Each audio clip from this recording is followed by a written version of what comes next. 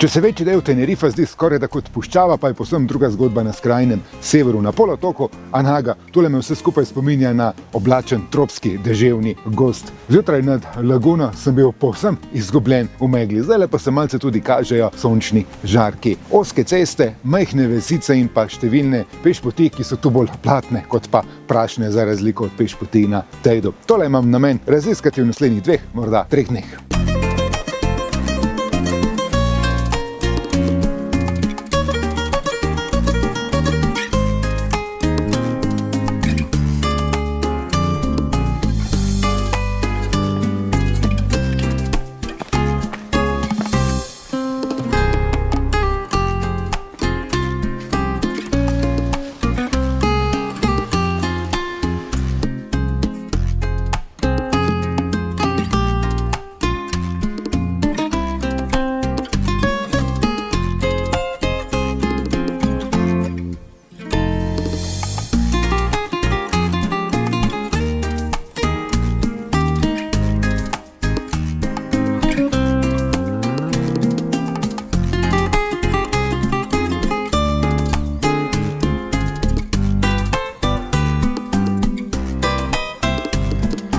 Kakšne ture so najhujše?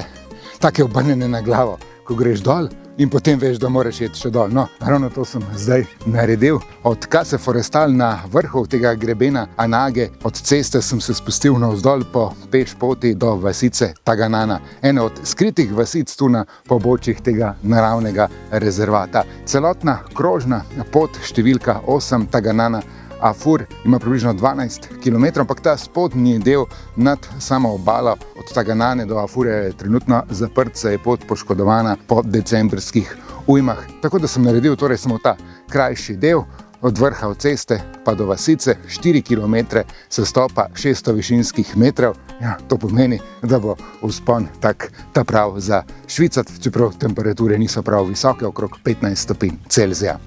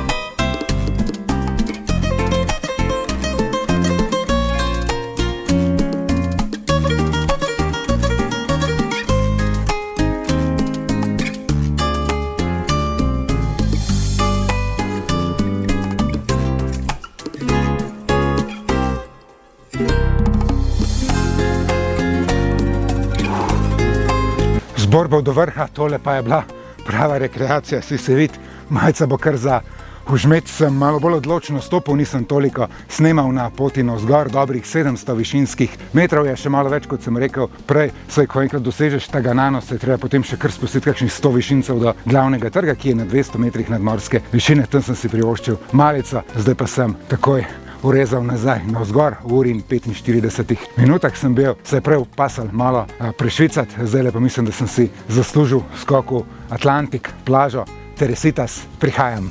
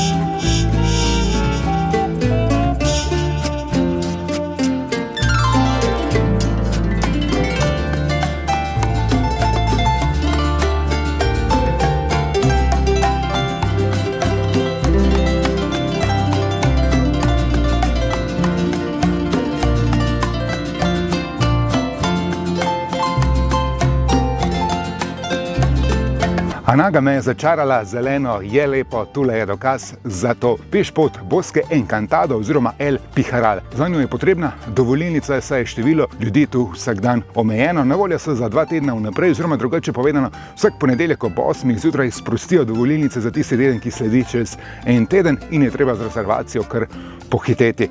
Tule je res prav bujen gost, kot da bi bili kakšni Kostariki, samo opice manjkajo. Praprot in drugo zelenje, pa te mali drevčki poraščeni z mahom, sem in tja pa se odpre tudi pogled navzdol na zahodno obalo Tenerifa, na to divjo obalo, ki se strmo spušča proti Atlantiku. Prav sliši se, kako bučijo valovi oceana.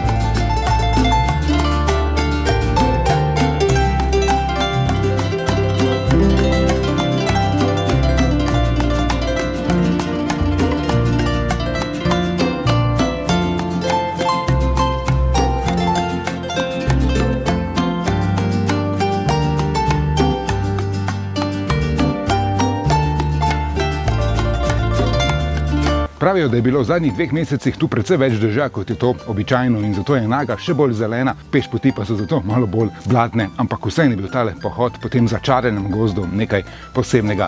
Na koncu sem naredil krožno turo 6,5 km, 250 višincev, v smeri proti razgledniku sem šel po samem grebenu, vrnil pa sem se po spodnji strani, kjer je pot malo daljša, ampak vsako smer je približno za 1 uro, dobro uro hoje. Velja se vzeti malo več časa in uživati v tej naravi.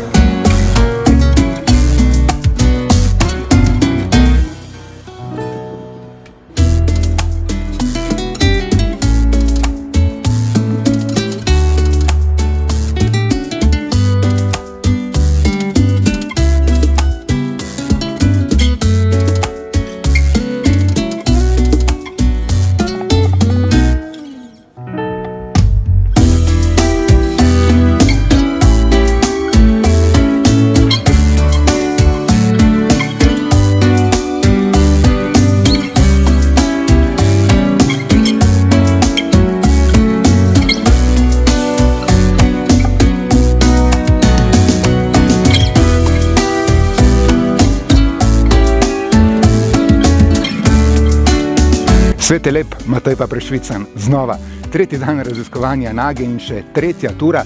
V tele nisem dobro vedel, kaj pričakovati, razen lepih morskih razgledov, pa sem dobil še precej več.